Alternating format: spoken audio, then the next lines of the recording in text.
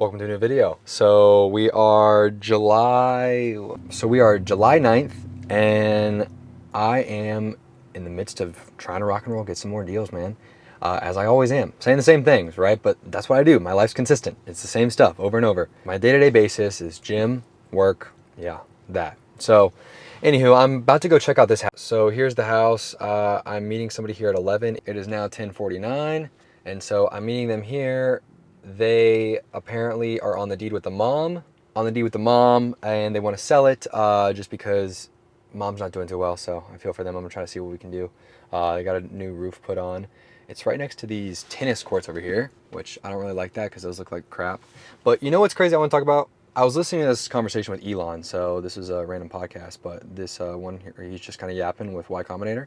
And people have a lot of like opinions on Elon. He stepped into the political rank, so like everybody like obviously hates, some people hate him, some people love him. I think aside from all that, like no matter what, like the dude is extremely like intelligent, and like I don't know, it's just cool to listen to people like that where it's like I run this tiny little company that like, oh, I complain about the stuff I'm doing, and it's just like this man's focused on changing the world. But he said one thing that was kind of cool. It's like he's optimizing for like usefulness. A lot of the guys I listen to and like look up to, they always talk about like usefulness. It's like how many people am I useful to, and like to what capacity am I useful, and like that's like their definition of success. Like Hormozy talks about that, Elon talks about that. Like I don't know, it's kind of cool.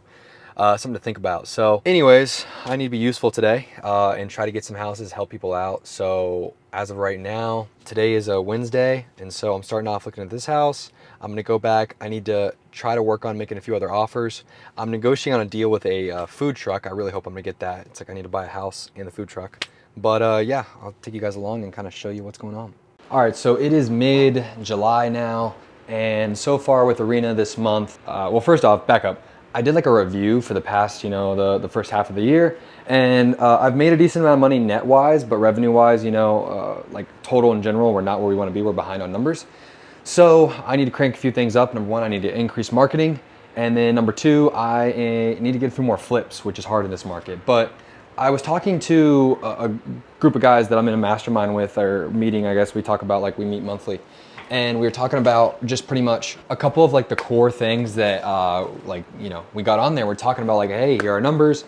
And I was asking him a couple questions about like, I try to keep it simple with the things I track, because obviously the more you track, the better you can be, but like it gets a little bit overwhelming. So there are a few things we're talking about where I encouraged some of the guys, especially if you're like newer, hey, these are the things that like I really try to keep a focus on. And if you know these numbers, like you can make a lot better decisions when it comes to trying to scale like a flipping or wholesaling company with what we do with direct to seller marketing, especially.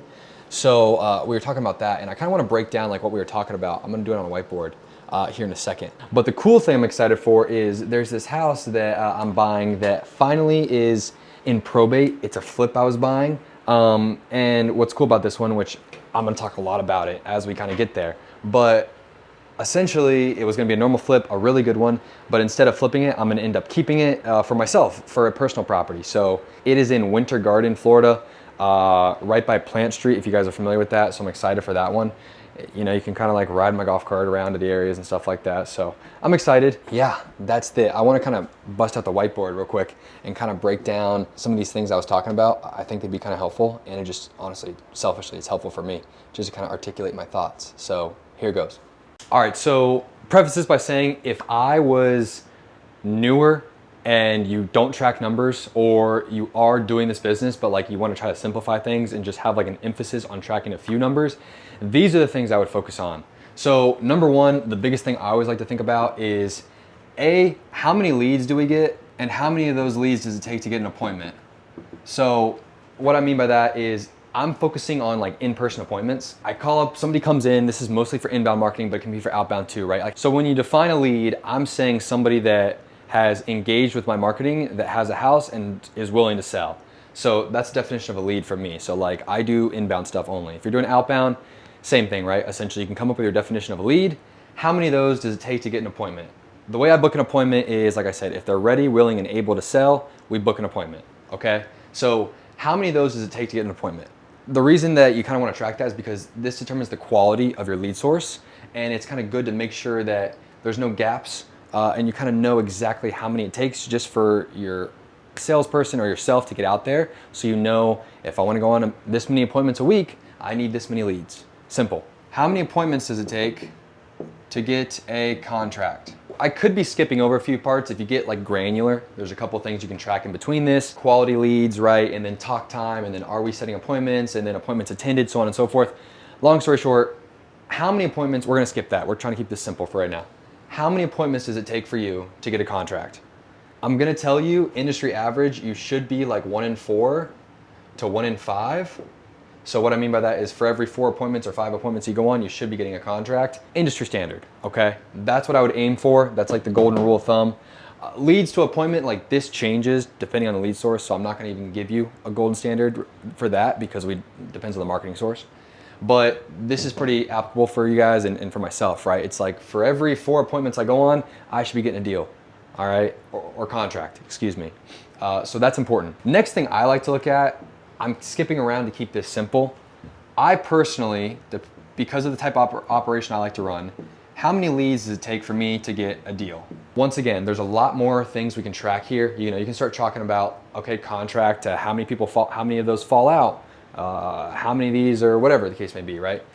I like to look at how many leads to a deal because that tells me the strength of 2 things. Number 1, my marketing channel. Like that's important for me because I want to have a business to where we don't have to deal with as many leads to get a deal. It's more of a simplistic process because I don't have a ton of lead managers and things like that. So it tells me the quality of my marketing source, and then it also tells me the quality of my sales, right? It's like if I know with PPC, it takes me 12 leads to get a deal, I can kind of keep that on par, you know, keep that in mind. So I like to know that because the next thing I like to track is what is my cost per deal. Excuse the chicken scratch, but you get what I'm saying. The reason that this is important, cost per deal, because I'm gonna go ahead and say number 5, which these kind of go hand in hand, but I broke it out into 2, your return on ad spend. All right, this is the golden metric. This is like what you wanna keep in mind, and there's a couple of different ways to think about this. So you need to know how much your cost per deal is because you need to know, okay, how much do I make for that deal, and then how much am I getting for marketing spend? So for example, for me, with PPC, I know for every $1, I'm just gonna put PPC, I know for every $1 I spend, I can turn that into $3.50, okay? So I have found some sort of magic trick to where I can take $1 and put $1 in and I get $3.50 out with PPC. Mind you, there's a lot of things that you have to take into consideration with this. It's like how lean you are. When it comes to scaling, can you keep that on the way up as you increase your marketing? Like there's a lot of things to take into consideration, but this is like super important to know because you need to know if you're spending money the right way, right? Like that's all what this is. I know we do real estate, but like if you think about it, we literally run a marketing and sales machine if you primarily wholesale or even if you fix and flip, right? I mean, yes, there's a construction side of that, so that is a little bit different, but finding deals direct to seller, marketing and sales machine, okay? A lot of this, you know, has to do with like sales, how good you are at sales, like what your disposition strategy is. There's a lot to be said there, but like if you just kind of keep it simple and you know these things, you can at least make better decisions. So like for me, I know that with paper, this is not PPC, with pay per lead, which is different, I get a way better return on that. I get a 6.5x. So it's crazy. I know it's a lot. However, I can't just go and crank up the volume because in order for me to maintain those margins, my cost per lead needs to be low in order for me to have the return that I do. And I can't get a ton, I can't be the highest bidder in each one of these counties to get the amount of leads I need to increase the volume. With PPC, that's why it's so sexy for a lot of people, is because you can just increase the volume. But long story short, I'm making decisions like I'm increasing my marketing and I'm looking at these numbers, I'm going, okay, cool. If I can increase my lead flow by spending more money, so increase money, I, in theory, through the funnel, through the river, should be able to pop out more money if you keep the same efficiency and if you kind of keep these things aligned in regards to tracking them.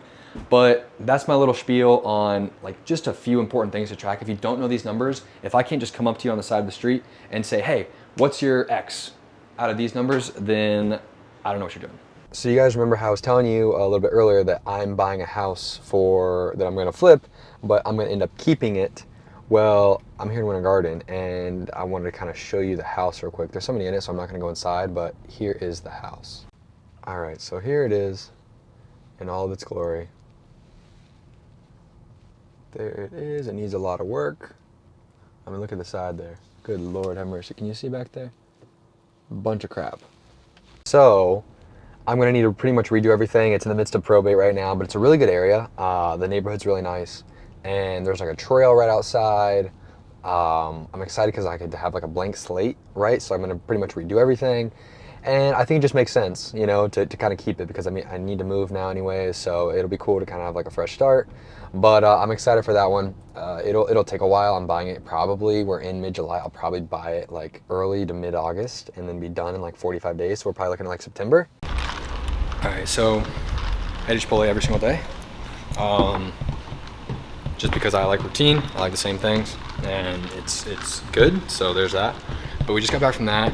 I just locked up with my buddy Jesse. A really, really, really cool deal. This is in Howey in the Hills, which is like Central Florida, like 35 minutes from Orlando. And what it is, I'll show you about it more. It's 11.6 acres, and there's a huge house on it. And what we're gonna do is cut the land in half, so sell off 5 acres by itself for like $75,000 an acre, and then flip the remaining house. So we're buying it for $700. Probably can sell the land, just the land by itself, conservatively for like 70 an acre, maybe 80 an acre. So that's $350,000 to $400,000, and then flip the land. And I think the land in and of itself can be worth, and then flip the house, and I think the house can be worth 800,000. Honestly, maybe, probably more. It'll be like over 6 acres. It'll be super nice. It'll be updated. So that's kind of something we have going on right now too. Those are the two things we have going on. Or that's one of the deals we just got signed, which this has been a slower month for me. But I just listed my Jacksonville property, so let me show you guys this. All right, so this is the property. Looks pretty good, you know. I like the way that the bathroom came out. Pretty solid. Kitchen I think looks pretty cool. What do you guys think of this? I mean, you know, here's the kitchen. Let's see, guys, go bigger pictures. Kitchen I think looks pretty good. I like that blue. It looks pretty solid here. We should have pressure washed this, I'm not gonna lie. But and probably needs another coat of paint, so these are learning lessons for me. But you know, all in all, I think this looks really good. Another thing that you guys can always look for, I mean, this has just been my experience. I always check the Zillow saves and views there. So with the saves and views, if you have like your views divided by 10, and that's approximately how many saves you have, and that's a good number, typically you're doing pretty good. Like you should get some offers, you should be able to potentially sell it. So that's something that's been going well, and it's worked well for me. So we have like 72 saves in a day. All right, take a look at this new house we just got under contract. It is on 11.6 acres. This is pretty insane. I want to kind of show you guys around and kind of tell you our game plan and the whole shebang. All right, so here is the house. I mean, it's a beaut. Obviously needs some loving. When you come in, this is the driveway. Down here there is a barn, and then like a garage that can be turned into like a mother-in-law. And so that's kind of our plan with that. So here's the thing. All over here, you see this like little fence line. Another 5 acres is over there, and it's connected. What we are going to do and what our plan is to split that. So split the 11.6 in half, have like 6.5 with the house on this side, have 5 acres over there, and then we're gonna sell the 5 acres separately. So, you know, somebody can go build a house there, do whatever the heck they want with it, right?